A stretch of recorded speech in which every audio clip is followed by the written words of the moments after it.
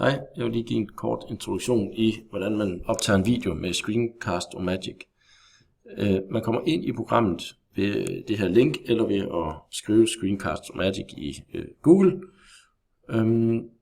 Og så skal man så starte det op, og det gør man så her på en Start Recording. Og så vil man få noget, der ligner det her frem. I hvert fald kan man trykke på Record hernede.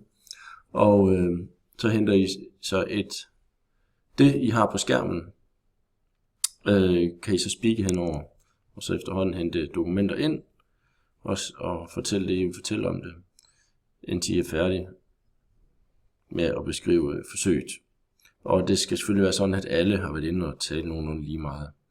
Og det kan nok være nødvendigt at tage det om et par gange, men det finder I selv ud af. Når I er færdige, der vil være en knap her med pause, som I kan trykke på, når I er færdige, og der kan man så trykke Done.